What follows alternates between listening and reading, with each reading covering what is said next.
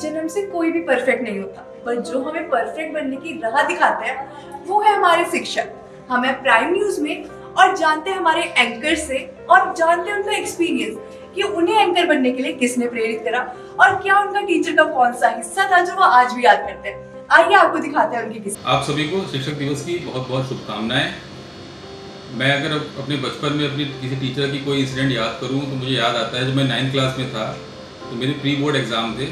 मुझे बचपन में क्रिकेट का बहुत शौक था, तो मैं एक बार अपने प्री बोर्ड एग्ज़ाम को स्किप करके मैं टूर्नामेंट खेलने चला गया था। अच्छा, मज़े की बात इसमें ये है कि मेरे जो प्रिंसिपल सर थे वो मेरे फादर के बहुत अच्छे दोस्त थे। तो मेरे फादर उस दिन प्रिंसिपल सर से मिलने मेरे स्कूल में आए, तो बातों बातों में ये हुआ कि रितेश को बुलाइए, एक बार कुछ बातचीत करते हैं। और जब मेरे प्रिंसिपल सर ने क्लास में किसी को भेजा कि मेरे को बुलाने के लिए, तो मैं क्लास में था ही नहीं। अब वहाँ से मेरे घर फ़ोन आया तो मेरी मम्मी बोली वो तो स्कूल गया हुआ है, स्कूल में मैं था ही नहीं। तो उसके बाद मेरे फादर ने बड़ी डांट लगाई, प्रिंसिपल सर ने मेरे को 2 थप्पड़ मारे, तो मुझे आज भी याद है। तो ये मुझे इंसिडेंट याद आता है। नमस्कार, मैं अमित सिंह। आप सभी को टीचर्स डे की बहुत बहुत शुभकामनाएं। हमारे विकास में, हमारी तरक्की उन्नति में हमारे गुरुओं का बहुत हाथ होता है और उन्हीं की वजह से हम एक मुकम्मल मंजिल तक अपनी लाइफ में पहुंच पाते हैं। मेरी पहली गुरु मेरी माँ थी। मैं इसलिए कह रहा हूँ क्योंकि हर बच्चे को, हर शिशु को जो पहला शब्द है, पहला जो कहरा है, पहला जो अक्षर है, वो माँ लिखना, पढ़ना और बोलना सिखाती है। उसके बाद हम स्कूल्स में जाते हैं जहाँ पर हमें अलग अलग गुरु मिलते हैं और वो गुरु हमारे विषयगत जानकारी को बढ़ाते हैं, उसमें इजाफा करते हैं और वो चीज़ें हमारे जीवन को आगे ले जाने में बहुत मदद करती है। एक छोटा सा वाकया है, मैंने अपनी स्कूलिंग नवोदय से की है। बहुत सख्ती रहती है वहाँ पे, बोर्डिंग स्कूल है और भारत में गिने चुने नवोदय विद्यालय हैं और वहाँ पर गिने चुने सीट्स होती हैं। वहाँ पे एडमिशन, समझिए कि आप IAS का एग्जाम देने जा रहे हैं, क्योंकि नवोदय में 30 सीटों के लिए 30 लाख आवेदन आते हैं पूरे प्रदेश से और राज्यों से, अलग अलग राज्यों से। तो वाकया है, ये जनवरी का महीना था और हम सब दिसंबर की छुट्टियों के बाद नवोदय लौटे थे वहाँ पर। और चूंकि खानसामा हमारा नहीं पहुँच पाया था, तो हमारे जो वार्डन थे वो हमारे लिए रोज खाना बनाया करते थे। उस वक्त 15, 20, 25 बच्चे हर डॉर्मेट्री में रहते थे। तो जनवरी का महीना था, शाम करीब 6:30 बज रहा था और अभी सभी लोग न्यू ईयर की खुमारी में थे ही। और हमारा जो विद्यालय था वो गाँव में था। भदोही में एक जगह है ज्ञानपुर, यूपी का एक भदोही जिला है, उसका एक कस्बा है ज्ञानपुर, वहाँ पे मेरा नवोदय विद्यालय था। तो वहाँ पे नील गाय, आपने सुना होगा, नील गाय जो खेत खराब करती थी, जंगलों में भी रहती है और किसान जो होते हैं उनकी फसलों को बर्बाद करती है। तो हमारे नवोदय विद्यालय की दीवार बहुत कमजोर थी और हुआ क्या कि रात के 6:30, 7 बजे नील गाय हमारे स्कूल में दाखिल हुई, दीवार फांदी और कुछ दीवार का हिस्सा टूटा और करीब 6-7 नील गाय अंदर आई। और जो राशन हमारा बना हुआ था किचन में, हमारी कैंटीन नीचे ग्राउंड फ्लोर पे हुआ करती थी, सारी सब्जियां, रोटी, कच्चा अनाज सब नीचे रखा हुआ था। और वो नील गाय आई और उस नील गाय ने हमारा सारा अनाज खा लिया। और रात को बहुत सारे बच्चे थे जिन्होंने हमें 7:30, 8 बजे हमें डिनर परोसा जाता था नवोदय विद्यालय में। तो हम लोग we were about to ready for our dinner. तो जब हम नीचे पहुंचे तो पूरा किचन अस्त था, खानसामा परेशान और हमारे वार्डन आए, वार्डन भी परेशान कि भाई अब इतने सारे बच्चों का खाना कैसे बने। और चूंकि वो गांव का इलाका था, वहाँ पर बहुत सारी चीज़ें सुलभ नहीं थी। शाम को 7 बजे के बाद सब्जी मंडियों में सब्जियाँ नहीं मिलती थी। इक्का दुक्का स्टोर गाँव में खुलते थे, वो भी 8 बजे के बाद बंद हो जाया करते थे। ठंडी का वक्त था, चीज़ें वैसे ही क्लोज हो गई थी। तो हमारे यहाँ साफ सफाई करने वाली एक महिला थी जो सफाई किया करती थी, वो शाम को ड्यूटी खत्म करके जा रही थी। तो जब उसने देखा कि हम सारे बच्चे भूख से परेशान हैं और वार्डन बहुत परेशान है, तो वो महिला, तो उस महिला ने हम 60-70 बच्चों को वो अपने घर ले गई। उसने रात में पूरी और सब्जी बनाई। 70 बच्चों के साथ साथ मेरे वार्डन ने और हमारे खानसामे ने वो खाना खाया और उस महिला की वजह से हम सब ने रात का खाना खाया। और आज भी वो महिला नवोदय विद्यालय में काम कर रही है। वो रिटायर हो चुकी है, लेकिन विद्यालय ने उसको रखा है उसके सिर्फ इसी एक काम की वजह से कि उसने बहुत सारे बच्चों को रात भर भूखा सोने नहीं दिया। हाय फ्रेंड्स, देखिए कल टीचर्स डे है और हमें बोला गया है कि हम अपने एक्सपीरियंसेस आपके साथ में शेयर करें। तो शिक्षक या टीचर, जब भी मैं इसका ध्यान करती हूँ या मेरे जहन में सबसे पहला जो नाम आता है वो 3 से 4 लोग हैं। पहला, मेरे पेरेंट्स जो है वो फैमिली काफी ज्यादा कंजर्वेटिव थी, लेकिन जो मेरे टीचर्स थे, जो स्कूल का एटमॉस्फेयर था वो मेरे लिए नेक्स्ट होम जैसा था।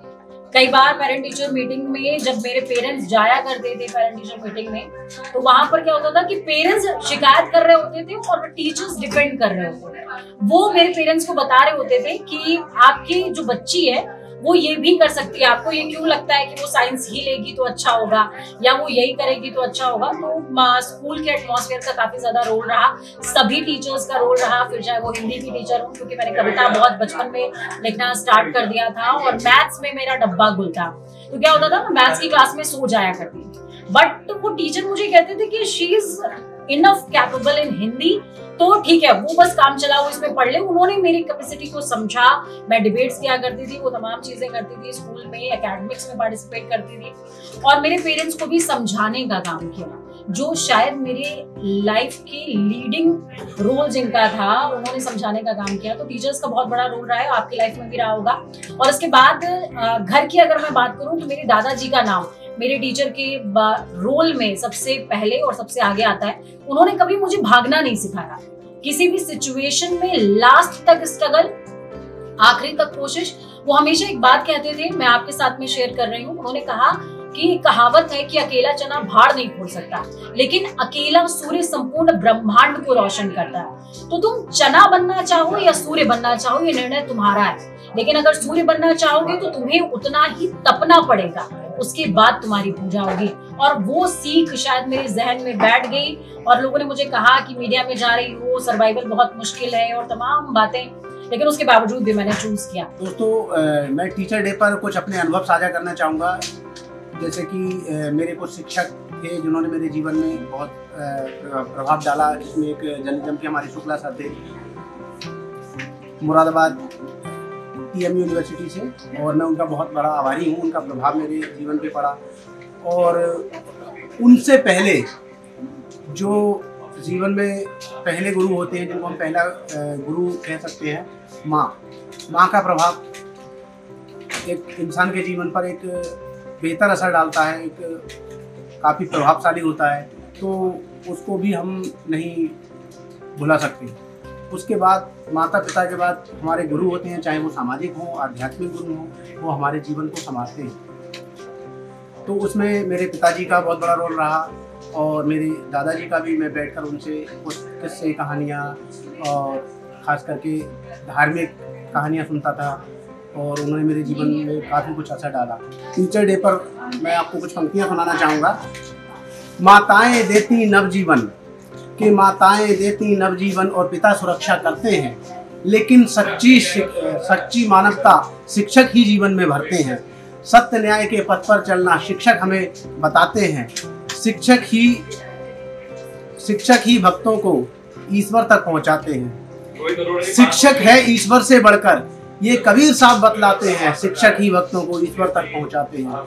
यदि जीवन में कुछ बनना है तो शिक्षक का सम्मान करो, और श्रद्धा भाव से सीट झुकाकर सभी उन्हें प्रणाम करो। गुरु ब्रह्मा गुरु विष्णु गुरुदेव महेश्वर, गुरु साक्षात परम ब्रह्म, तस्मै श्री गुरुवे नमः। आज हम गुरु की बात इसलिए कर रहे हैं क्योंकि आज है 5 सितंबर, यानी कि शिक्षक दिवस। तो सबसे पहले आप सभी को शिक्षक दिवस की हार्दिक शुभकामनाएं। तो आज जो गुरु की बात करेंगे, शिक्षक की बात करेंगे। जो सबसे पहला जो गुरु होता है वो हमारी माँ ही होती है, क्योंकि उनके पेट में हम 9 महीने रहते हैं, वो हमें पैदा करती है। उसके बाद अपने जीवन में क्या कुछ करना है, कैसे आगे बढ़ना है, वो सबसे पहले सिखाने वाली हमारी माँ होती है, जो कि हमारी सबसे बड़ी गुरु होती है। उसके बाद बात करें पिता, माँ के बाद पिता का नंबर आता है। पिता हमें भी पढ़ाते हैं, लिखाते हैं और आगे बढ़ने की जीवन की सीख देते हैं। उसके बाद आता है स्कूल का समय आता है, कॉलेज का समय आता है। उसके बाद जब हम प्रोफेशन में जाते हैं तो प्रोफेशन में भी कई ऐसे लोग होते हैं जिसको देखकर हम सीखते हैं, वो किस तरह काम करते हैं, उनको देखते हुए सीखते हैं हमें क्या बनना है, और आगे की राह पर हम अग्रसर होते हैं। अगर मैं अपनी बात करूँ तो जब मैं छोटा था तब पापा मेरे को एक रविंद्रनाथ टैगोर की एक पंक्ति सुनाते थे, यदि तोरे डाक सुने के ना आया से तब एकला चलो। यानी कि अगर आप आगे बढ़ते जा रहे हैं, कोई अगर आपको नहीं देखता है, कोई अगर आपको नहीं सिखाता है, अगर कोई आपको नहीं पूछता है, तो आप अकेले चलो। यानी कि जिसको भी आप आदर्श मानते हो, जिसको भी आप इंस्पिरेशन मानते हो, आप उन्हें देखकर सीखते चलो। अगर आप प्रोफेशनल लाइफ में हो, अगर आप कुछ भी बनना चाहते हो, और अगर अगला आदमी अगर उसी क्षेत्र में है, वो उसी क्षेत्र में अगर अच्छा कर रहा है, तो आप उसे इंस्पिरेशन मान सकते हो, आदर्श मान सकते हो, और उन्हें आदर्श मानते हुए आप अपने जीवन में आगे बढ़ सकते हो। आपने देखा हमारे सीनियर्स के किस्से, किसी का हिस्सा था हंसाने वाला, किसी का थोड़ी मोटिवेशन, और किसी के किस्से ने तो हंसी दिला दी। अब आपका क्या किस्सा है टीचर्स डे पे, हमें कमेंट बॉक्स में जरूर बताएगा। ऐसी और इन्फॉर्मेटिव वीडियो के लिए देखते रहिए प्राइम न्यूज़ का डिजिटल प्लेटफॉर्म और चैनल को सब्सक्राइब नहीं करा है तो चैनल को सब्सक्राइब भी कर दीजिए।